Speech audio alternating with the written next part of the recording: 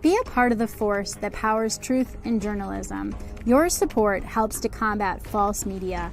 Cash App NNV News. Let's have a discussion. People have questions. They would like answers. Let's talk about the issues. Confront the things that may be difficult to address. The Black narrative.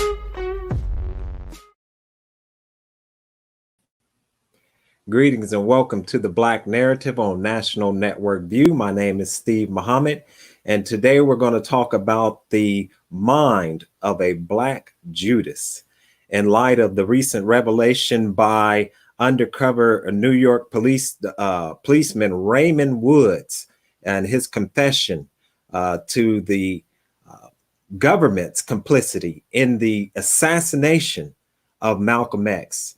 And the powerful movie Judas and the Black Messiah.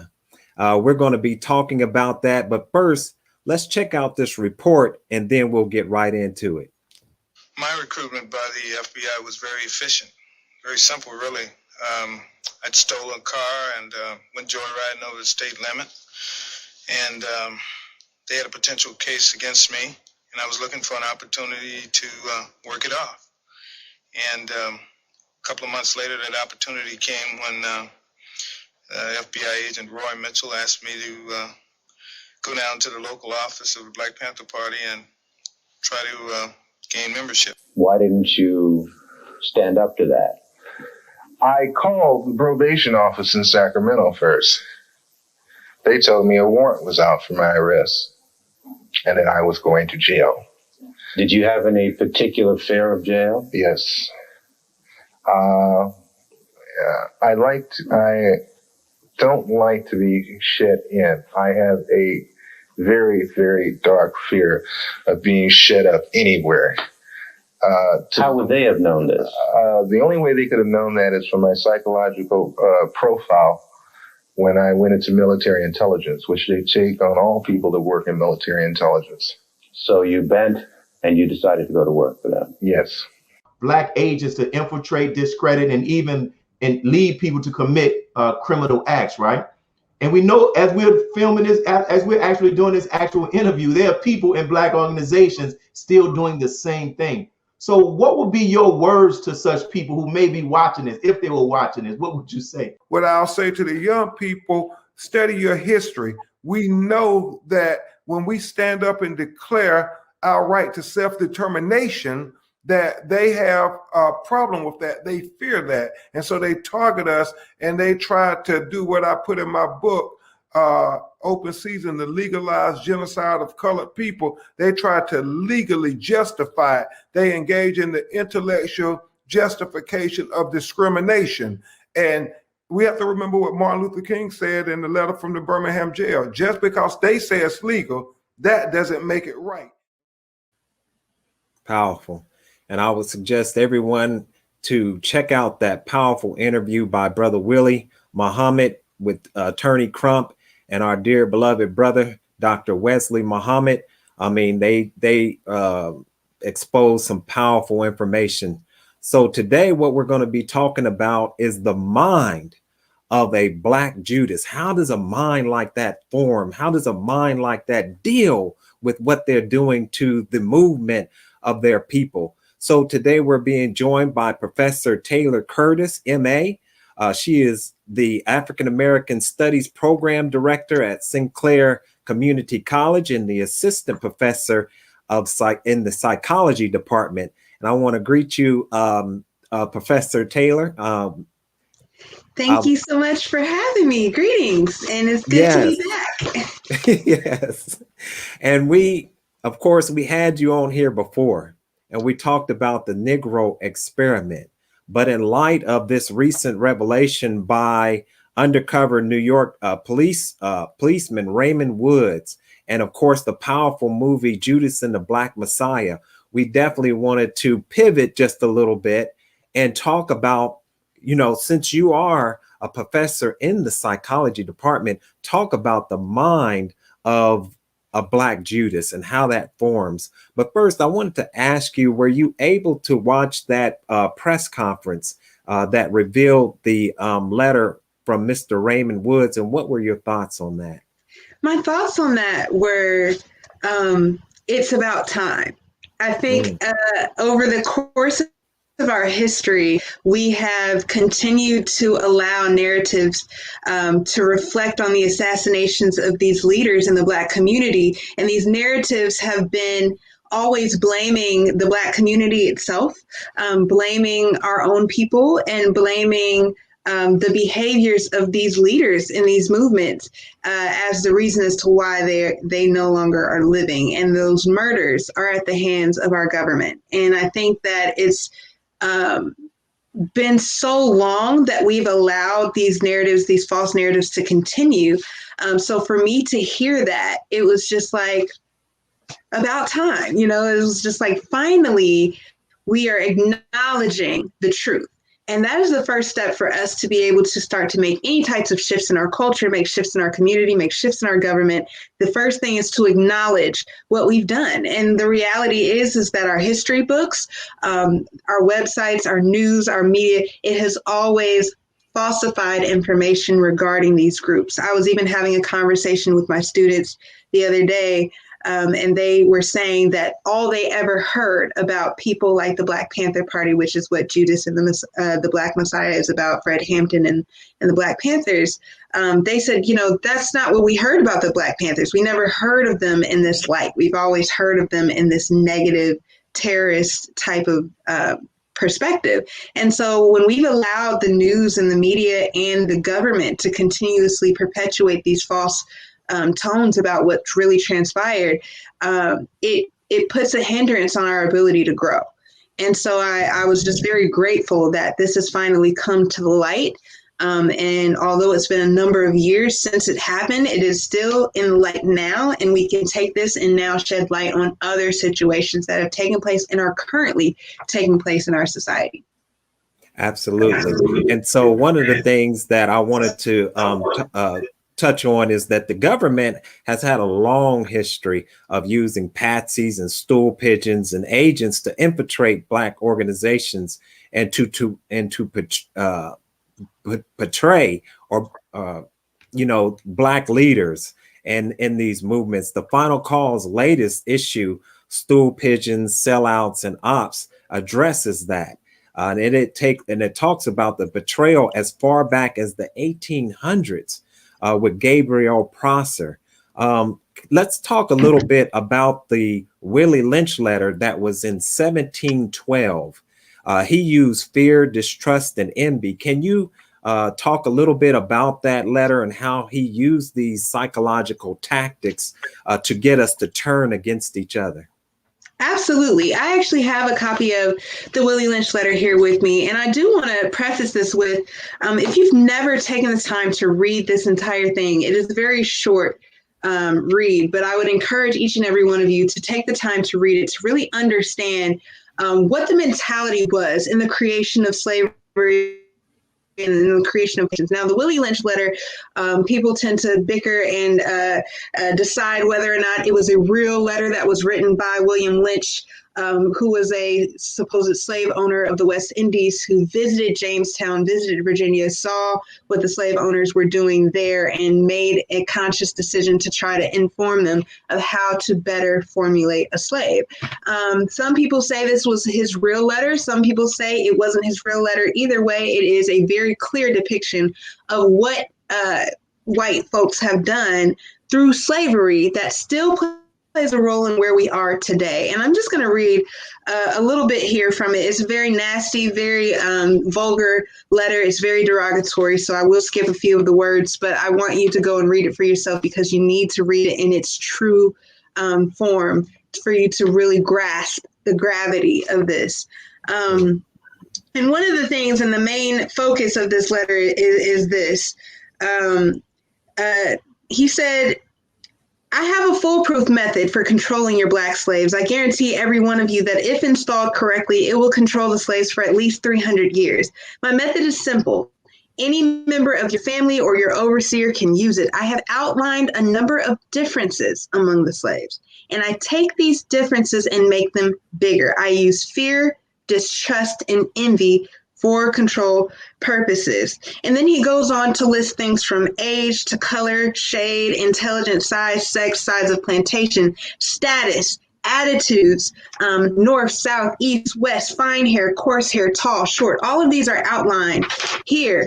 And what he basically says is distrust is stronger than trust, and envy stronger than adulation, respect, or admiration. The Black slaves, after receiving this indoctrination, shall carry on and will become self-refueling and self-generating for hundreds of years, maybe thousands. Don't forget, you must pitch the old Black male versus the young Black male, and the young Black male against the old. You must use the dark-skinned slaves versus the light-skinned slaves. You must use the female versus the male. And then he goes on and on and on about how to use this. And so what he does is he breaks down each and every person. He takes and compares a Black man to a horse. And he says, just like a horse has a will to be free, so does the Black man. So what must you do? For a horse, people would break the horse. They would do things to harm the horse in a way that the horse would still be physically capable of carrying out the duty, but mentally unable to break free and to do what is natural in survival instinct. And so that was the key with the Black man. For instance, buck breaking, to rape and sodomize a Black man in front of the Black community, in front of other men, in front of women, in front of children, to dehumanize, emasculate, and to prevent people from trying to assert themselves. It was a tool to break their will and to break their mind. Another one that's listed in here is to beat a Black man, to tar and feather him, to beat him senselessly to the point of no recognition, and then to tie him to two different horses and set him on fire, and to hit the horses for them to go in separate ways, to basically break his body to the utmost, almost to the point of death. But don't kill him. But to do it in front of the women and children. Because what you're going to do then is create this fear that causes the women to teach and instill the fear into their children. We're going to teach and instill the fear in you because I'm the only one who's here to take care of the children, because we've been prevented from being a family together. We're being prevented from being unified. And there are many different things that's transpired in our day and time, even up to this day, that play a role in that. And so keep that separation so that we can prevent you from working together. If we can divide you, then we can conquer you, and you'll be so busy fighting each other or trying to protect one another or protect your children that you're teaching them not to stand for themselves, or you're teaching them to just take it, or you're teaching them to deal with it, or you're teaching them what we call racial legacy, to know about the racism, to know about the discrimination, to know about the oppression, but not knowing anything about what to do about it or how to deal with it. And so what his goal here was to instill fear and instill distrust with one another, so that the white man could be in control of these people, so that they would never question his control, but that they would depend on him, that they would admire him, that they would want to be involved with anything that was going to make him look good, because it would make them safe or secure.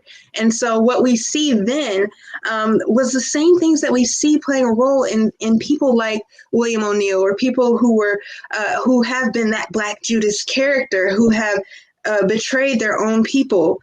And that is a process. It doesn't happen overnight. It's something that starts with childhood and how you've been socialized. As you're socialized as a kid, you're taught this racial legacy. You're taught that here are the things that are going to be up against you. Here are the things that you're going to have to watch out for. And when we look at the stories of individuals like William O'Neill and other people who have been in these positions, and we look at how they were raised, what were they raised in, what was society like, you see exactly what turns them into a Black Judas. Excellent, excellent. So we're going to get into that. We're going to get into some other internal, because what we're dealing with right now is we're not really dealing with external factors. We're dealing with internal factors that allow these external enemies to come in and destroy our movements. So we're going to deal with inordinate self-interest, greed, and so forth. But before we do that, we're going to take another break, and we'll be right back with Professor Taylor Curtis. Be a part of the force that powers truth in journalism. Your support helps us to highlight solutions for a brighter tomorrow. Go to nnvnews.com/donate. This is Sister Sajda Muhammad. We are proud to announce that the Sajda House commemorative Elijah coins are finally here. This priceless heirloom, made from recycled copper from the messenger's home, is now available at sajdahouse.com. The hashtag Bank Black social media campaign made strides not only in revolutionizing how we bank, but also how we think. The movement inspired thousands of African Americans across the country to transfer or deposit millions of dollars into Black-owned banks. These are banks that will invest in urban communities, employ African Americans, support Black businesses, and inspire Black home ownership. This is a very proud moment for our culture as we are taking small, but significant, steps towards building Black power through Black wealth. Please share your thoughts with us in the comment section below. Follow us on social media at NNV News, and please subscribe to our YouTube channel at National Network View. I am Anissa Muhammad with nnvnews.com.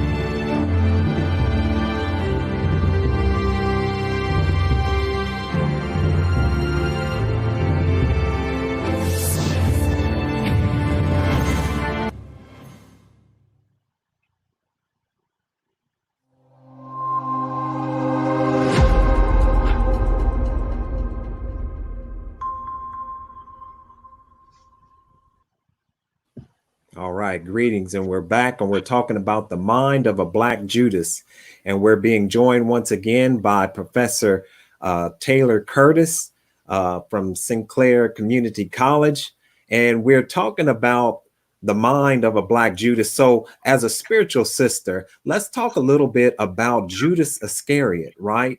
And his betrayal of Jesus. We know that one of the main things that caused his betrayal was his disappointment, because he thought that Jesus was more of a militant than he was a spiritual man. And so that disappointment caused him to betray Jesus. Can you talk maybe a little bit about that betrayal? Yes, absolutely. I think, when we look at the story of Judas Iscariot, a lot of times we try to put ourselves in the shoes. Why would you see this opportunity to change your community, to change your culture, change the world? Why would you then turn against him, especially if you're walking with him and you're seeing what he's doing and you're a part of that on a regular basis? And I think what we come back to is the same thing that we see with a lot of these other situations, and that is something that we call cognitive dissonance. And when we look at cognitive dissonance, what it is when we have two different beliefs that are opposing to each other. Like the doctor who's standing outside smoking a cigarette after they just told their, patient that you have lung cancer, but yet you still smoke a cigarette. What is it that lets you know one thing and you do another? Why is it that we do that, right? And in this position, right, looking at Judas Iscariot, you see the work of Jesus, you see his work, you see it's good, yet you still go against him. Why would you do that? And what it goes back to, which is interesting because we were talking about this in my class, is that we go back to what is the norm in society. Because what is considered as normal is what is going to influence your behavior and your perception of other behavior. And at that time, the norm was to follow the status quo, to follow the religious leaders at the time, to follow those who had the law at the time. The Pharisees, the Sadducees, these different religious sects were the leaders of the time. And to go against them was to go against the norm. Right. And so now you're talking about deviant behavior. So Jesus himself was considered a deviant. He was considered not looked at as someone who's bringing peace and who's doing healings and who's doing things to benefit the community, but he was looked at as someone who is going to disrupt power, which is why somebody who's going to be in that position who can help us with this problem. And so the cognitive dissonance comes in when you see something good happening, yet you're being told that that is not the norm. You're being told by society that there's something wrong here, that that's deviant behavior, and that is not beneficial to the powers that be, and actually will give you a sense of power. Money is power, right? For some people, money is not power. We know that money is not power in itself, but in the right hands, it is powerful. And for him, this opportunity presented itself as an opportunity to be of status, to be on the right side of the norm, to not be deviant, to be uplifted by the people who are considered at the top, right? And so it parallels what we see when we look at the likes of those individuals who have actually went up against and betrayed individuals who are in leadership positions in power, Black power movements.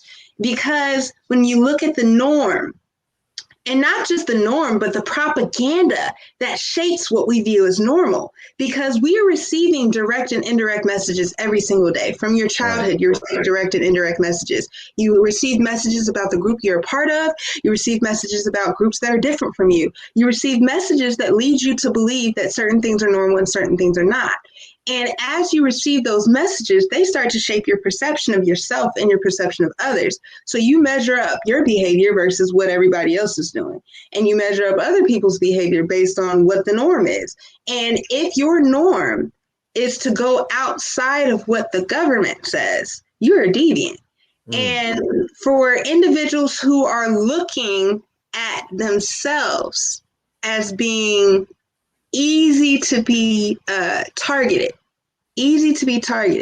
Technically, Judas Iscariot could have been targeted, right? You're with the man every day. You're doing things with him every day. We could either tell you, you give him up, or we're taking you in.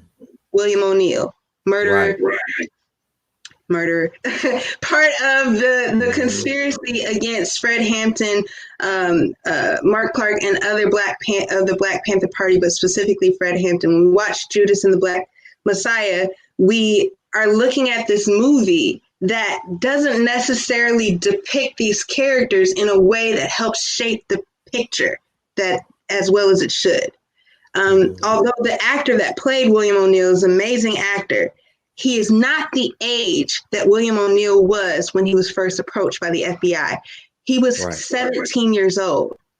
A 17-year-old who has grown up with the norm that Black Panther Party and the Black Power movement is deviant. Growing up with the propaganda that these people are terrorists, that these people are a national threat. That was the information that he was receiving. He didn't even know who the Black Panther Party was or what they were about before being approached by the FBI. So when we start... Yeah, go ahead. Can I jump in?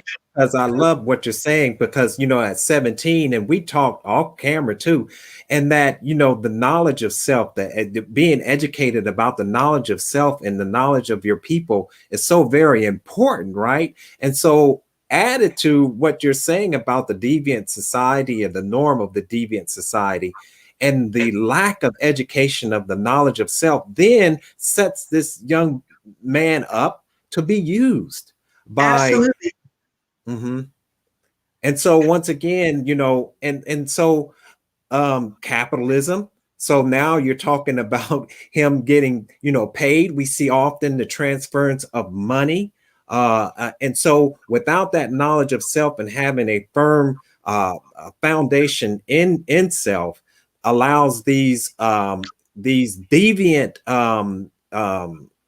traits within us to take hold of us and guide our actions, don't they? Absolutely. It's a combination of multiple things happening. You've got the propaganda and the messages that you're receiving that are leading you to believe that for you to do this for the FBI is actually a good thing, that you're actually helping society, that you're going to help the community. Same with Judas. These religious leaders are saying, you're helping us. You're helping the people. You're helping us get rid of the riffraff that it's going to drive our people into the wrong direction, right? It is this idea that not only do I not know the truth, but I also am being told that I am helping the situation. Right. And now we're adding the money factor, which is now adding to status and power, because this young man was 17. At 17 years old, are you able to really go out and get a car? Are you able to go out, and especially in a time where we're already seeing so much racism and so much discrimination, much more blatant than what we see today, right? And so today we might know it might be difficult to go get a job if your last name is this, but back then it was just very blatant and very upfront. Right. And so now you're giving me status, you're giving me opportunity, you're giving me money. You're also exposing me to things that I've never seen or never experienced before. Right. And so all of these things play a role in that cognitive dissonance that he was developing. And when we look at instances of evil, from police brutality to how prison systems are operating, to Abu Ghraib and our military and the horrible torture that our U.S. soldiers participated in, we go back to looking at this same cognitive processes that happen, which is cognitive dissonance. We're two opposing beliefs. What are we going to do about that? We're going to change something, or we're going to rationalize it, right? We either change it or we rationalize it. Then we start looking at things like mindlessly taking the first small step. We'll take and Dr. Philip Zimbardo, who actually did the Stanford prison study, did a really great TED talk called The Psychology of Evil that kind of unpacks a little bit of this. Mindlessly taking the first step, to just do the first thing, right? The first step. And it builds from there, because once you take the first step, you start to see people dehumanized. You start to see yourself being no longer having that individuality, because you see yourself as a part of a unit now. For him, it was part of the unit as the FBI. He felt like, I'm a part of the FBI movement. I'm a part of, we. If you listen to William O'Neill, go back and listen to him talk about his experience, you'll hear him say, we, as in him and the FBI, as a part of that. So he had already mentally put himself in there. And that's something we call menticide.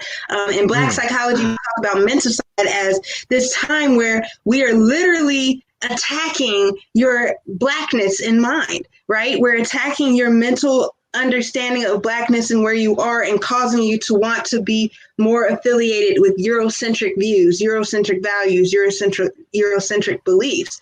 And that menticide takes place, and then this orientation takes place, where you're no longer calling we, me and the people, me and the Black people. Now we refers to me and the white people, me and the FBI. It's now I am no longer associating myself. And when we look at nigrescence and how people develop their Black identity, we see that a lot of times people start off that pre-encounter stage where they are already identifying with white society, white practices, white values, white life, and white culture. And then they encounter something that gives them that dissonance. They go through something where now you are the Black person that the white folks were talking about. You are the target of that discriminatory behavior. And once you get targeted, once you experience that, we tend to call it pulling the rug from under one's feet, because the state of mind that happens if you were to snatch the rug from under somebody, you would be confused. Why did you take my rug from me? Why did you knock me over? You would be in pain. You would be angry. You would be frustrated, right? And that's what happens. People get to that point where they experience it, and then they start to build their Black identity. Then they start to want to internalize the Black identity and be a part of that, immerse themselves in the Black identity.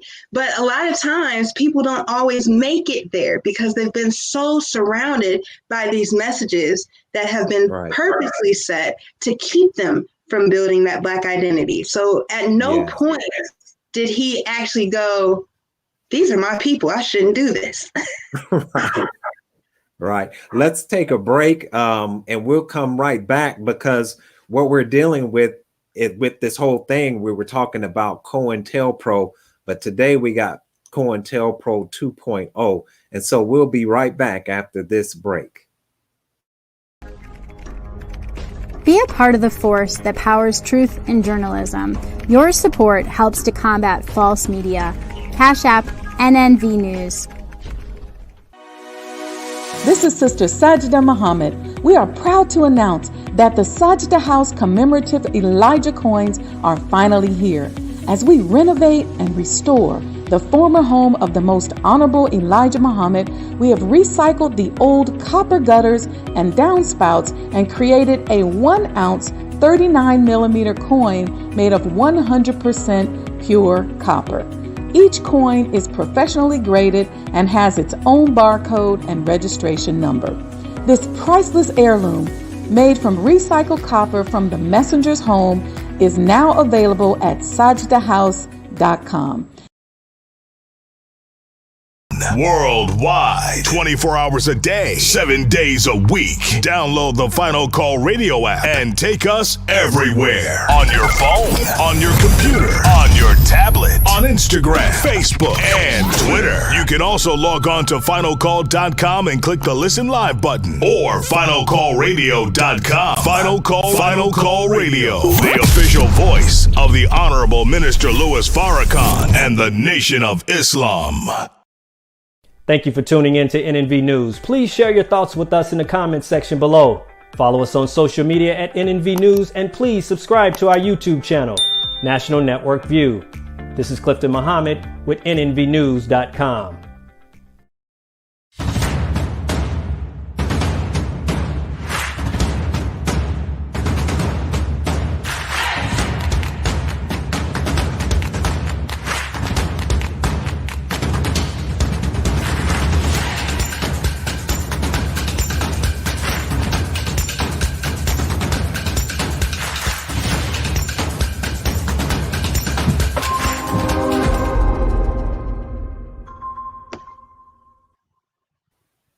Greetings and welcome once again. You're watching The Black Narrative. I'm your host, Steve Muhammad, and we're talking about the mind of a Black Judas. And we are joined by Professor Taylor Curtis.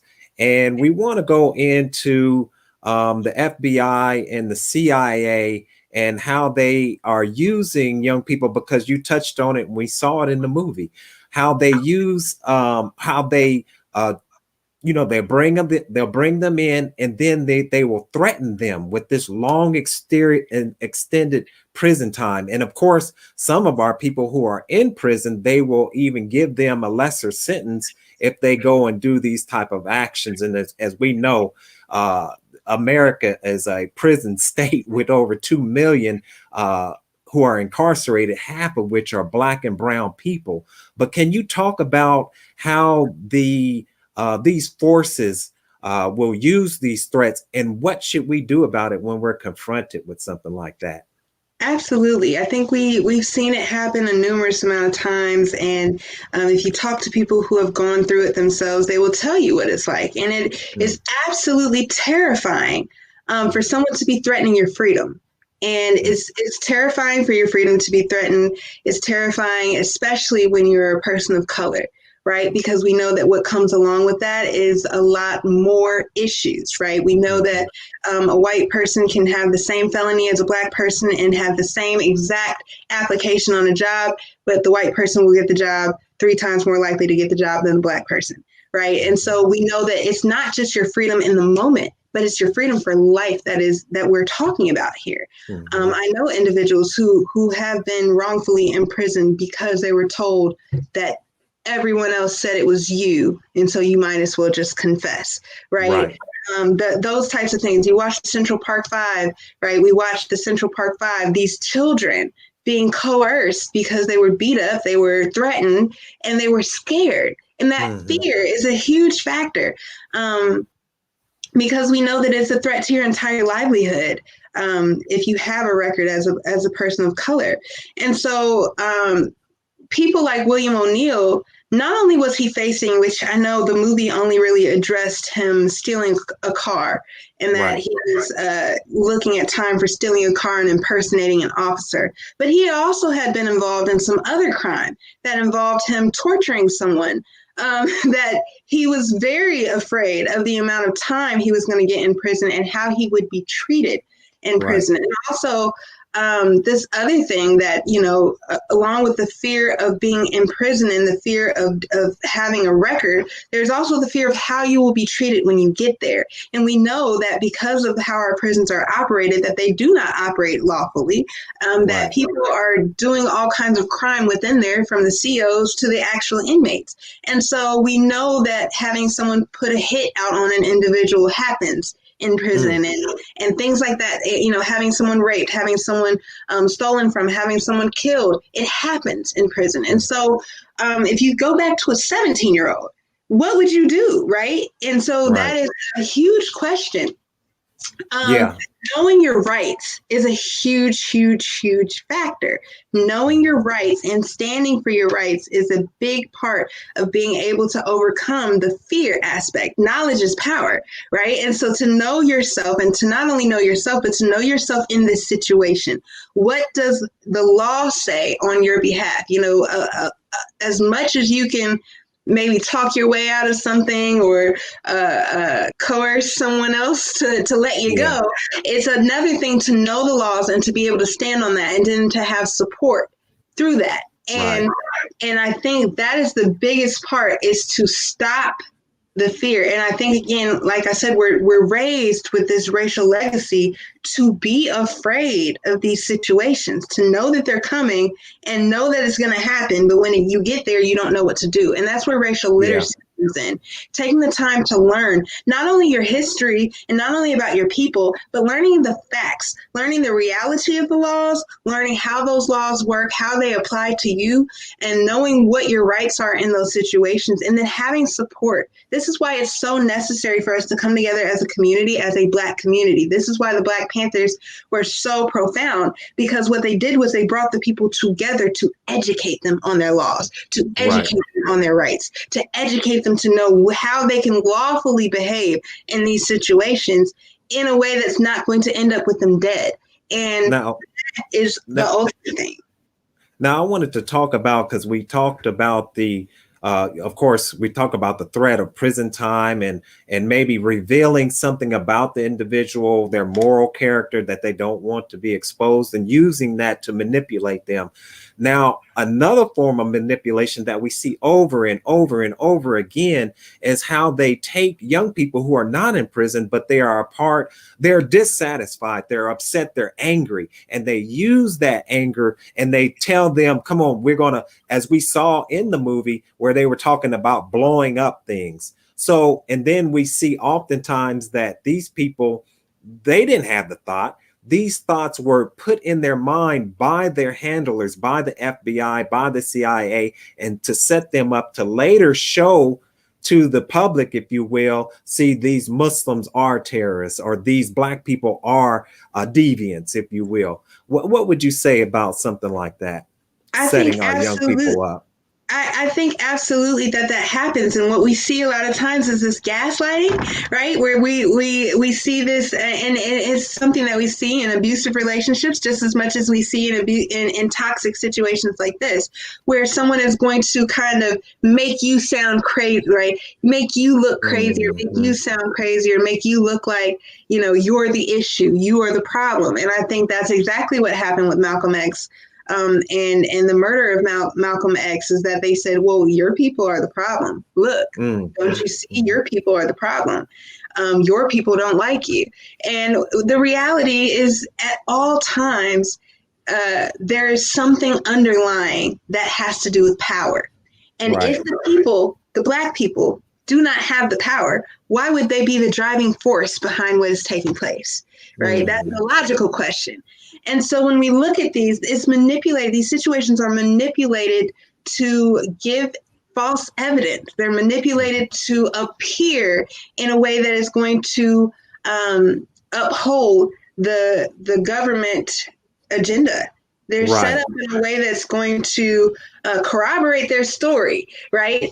And when we look at this situation and look at the fact that the people who were supposed to be guarding him were literally removed beforehand in preparation for this day. Right. That is a clear, distinct power move. Mm-hmm. And who has the power to do that? Right. And so when we start to look at the manipulation, you have to ask the right questions. And the question is always, who has the power? Because if you understand who has the power, it makes a lot of sense as to what's going on. Right. Absolutely. Because whoever has the power will do whatever it takes to maintain the power. And so as we begin to close this on out, we want to talk about, today our young people are dealing with this, like I said, this COINTELPRO 2.0. First of all, can you tell us a little bit about the COINTELPRO program? I mean, we're talking about it right now, the counterintelligence program of J. Edgar Hoover. And that J. Edgar Hoover, his whole career started back with Marcus Garvey and getting him deported, and coming up to today where we have these Black identity extremists. So can you talk a little bit about this program, educate us on it, and what our young people should look out for? So the COINTEL program was the secret FBI program that was used to identify and disrupt any type of American political movement that they thought was subversive. Anything that is going to underhand their motives, their agenda, whatever is going to be geared at the structural change of the American government. And the Black Panther Party was a huge focus of that COINTEL program, because the Black Panther Party is saying, we the people, we are the people. Give power to the people, because we are also the people. The same way Black Lives Matter is currently saying, Black Lives Matter too. Our lives matter. You don't treat our lives like they matter, but they matter. And so this whole program of the organization was geared at trying to either establish unsavory backgrounds. We're going to establish that you're some type of criminal, especially if you're the leader of a movement or if you have a voice with the people. We're going to create evidence that maybe doesn't really exist, but we're going to create some that might suggest that you have error in your personal conduct, or that you are misappropriating funds, or you're doing anything of that nature. Whatever they can do to target individuals who are leading these movements of people who are trying to say we need power represented for us as well. And the Senate did render this as illegal. They did say that this is completely wrong, but what they won't say is that they're still doing it to this day. So if you want to know more about that, go to FBI.gov. You can look at all of the Black extremist group, all of the paperwork, the little that's not redacted, and look at some of the things that they said and look at what they were doing. They're literally trying to find ways to turn the American public against these groups, to turn against these leaders, and to assassinate and kill off any type of movement that might change the power structure to actually reflect the people.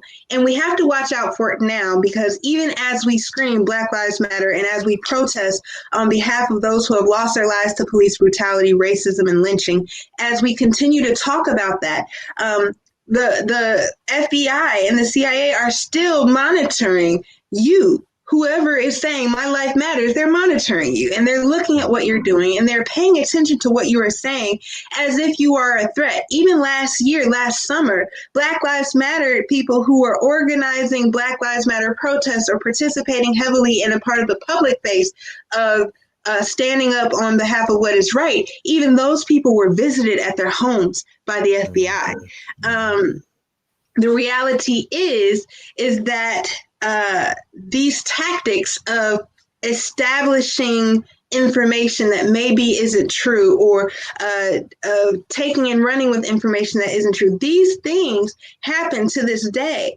And so we do have to move carefully, which is why we have to be a little more conscious about, again, the unity and being able to communicate and be effective without being so loud and boisterous in public in areas and times when we're not prepared for that. One of the things that Fred Hampton really spoke about was how people would go out and do these different demonstrations or over these protests without the proper education, without the proper support, and without the proper training, so that they were getting people killed in the process, or that people were being harmed in the process. So I think that now it is time more than ever to educate yourselves, to know your laws, know your rights, and then to establish unified community that we can work together, support one another, and then have the experts, the lawyers, the people who are going to support you. I remember when we first started protesting in this way, directly after Michael Brown and after Tamir Rice and John Crawford and many of the others in Dayton, when the protests happened for John Crawford at the Walmart with the die-in that we did at the Walmart, and then at the Dayton Mall subsequently after that, we had lawyers, we had people who were a part of the judicial system, people who were part of law enforcement. We had those types of people who were there helping to create and support the people in the movement. And so we have to have a supported movement. We can't just talk loud. Well, we're going to take another break. And when we come back, we're going to go into what we can do and why these things are happening. We'll be right back. Be a part of the force that powers truth in journalism. Go to nnvnews.com/donate. Greetings from National Network View.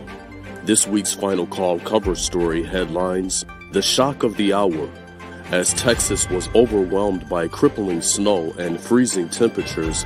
Other parts of America suffer from extreme weather, which led to the loss of lives and property.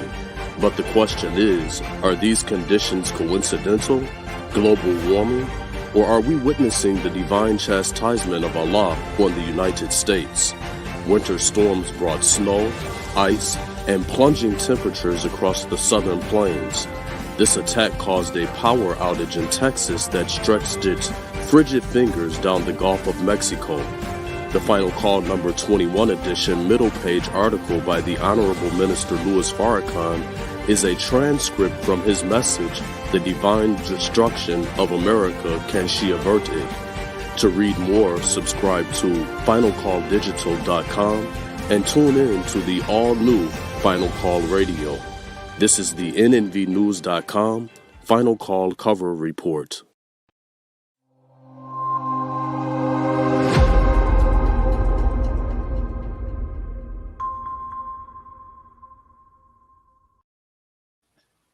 All right, and we're back, and we're discussing the mind of a Black Judas with our Professor Taylor Curtis, and we're going to ask this last question, really, which is very important. And that question, which we were talking about, cognitive dissonance, is what you would call, I guess, the elephant in the room. And that is that when we were brought here, we were never meant to be free. And so now that we're free as a people, they don't have any more jobs. They have automation, robotics, and artificial intelligence that are taking over many forms of physical labor. And this all connects with this vaccine, right? So can you talk to us about moving forward?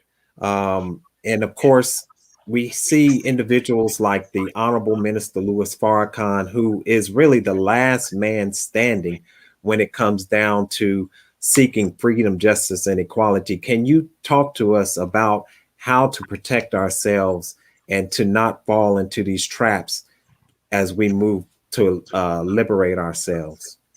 Absolutely. They always say if you want to keep people enslaved, put all the tools in a book. They'll never read it. They'll never know. Take the time to educate yourselves. I'm telling you, from the African American Studies program, 5 classes that get you through a lot of the information that will help you understand not only these things that are happening, but how they play a role in our lives today. How does this play a role in how we move forward, right? Taking the time to do the education piece, do the research, seek the knowledge on your own, right? And And then in addition to seeking the knowledge, being a part of the community, a part of people who are going to groom you and help build you up and help you grow and support you as we continue, because it's really going to take our community supporting ourselves, us reestablishing community policing, us reestablishing educating our people and taking that into our hands, because they're not going to put it in our schools. Taking into our own hands the way that we educate ourselves about health and health wellness and holistic wellness, mental health. All of these things are necessary for us as a community to come together and do, and for us to do individually. Because if you have the information, if you have the knowledge, you can use it. And if you are aware, your awareness is going to prevent that cognitive dissonance of whether I should or should not do this, because you already know the history. And we often say Sankofa, because Sankofa means it's not taboo to look back and fetch what is at risk of being left behind. And as we look at the things that are rolled out in our school systems, the history books, the textbooks, the teachers, the things that are happening that are keeping us in the dark, we have to take the initiative to reach back for that information and to bring this stuff to light and to talk about it and to have informative conversations with our family, with our friends, with the kids, with the neighborhood, so that we can build a group of people that are aware of not only the things that we have to fix within our community, but ways to protect our community from these other entities that are constantly trying to keep us in these disadvantaged, disparate states. And so I think that that education piece is huge. And then building upon your psychological health and your spiritual health is so important. If you are not building your health, then you are easily discouraged. You are easily susceptible to the manipulative tactics of propaganda, to these messages and to this information. You know, a lot of people out here are arguing about whether Black Lives Matter is an organization politically or if it's a movement. And it's not about a political organization. It's about us as Black people. Our lives matter, and we need to acknowledge that as a people.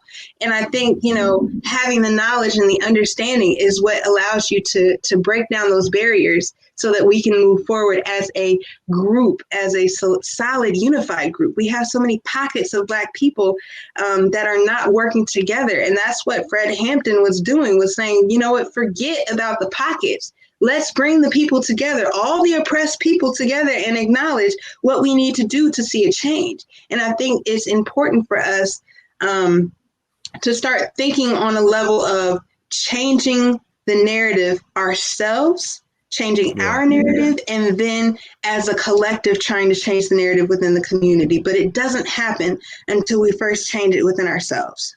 Absolutely. And I think that one last thing is that, you know, for those who have that mindset is to look at the outcome of what happens to these people, as we were saying with Judas Iscariot and some of these others, that the shame and even suicide taking place among them. Right.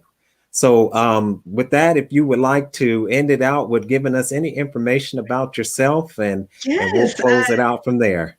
Absolutely. So again, I am at St. Clair Community College. I do run the African American Studies program that consists of 5 classes. I teach the Black psychology class. There's a Black studies class, as well as African American history, survey of Africa, and African American literature. And I'm telling you that my experience has been that every group, a cohort of people that have come through each of those classes comes out in a cohort of activists who are ready to be catalysts for change, who are recognizing that you are either part of the problem or you are a part of the solution. There is no in between. So what side are you on? It is up for you to decide. But if you are deciding to be a part of the solution, that starts with you as an individual, and it spreads from you inside out to the people that you speak to and have these conversations with, and as you build and grow within your own community. Yes. Thank you once again, Professor, for coming on and talking about this and helping us to understand the mind of a Black Judas, and hopefully to turn some of those who have that type of mind around before it's too late. And so we'll end with this. And I want to thank everyone for tuning in to NNV News. Please share your thoughts with us in the comment section below. Follow us on social media at NNV News, and subscribe to our YouTube channel, National Network View. This is Steve Muhammad with nnvnews.com.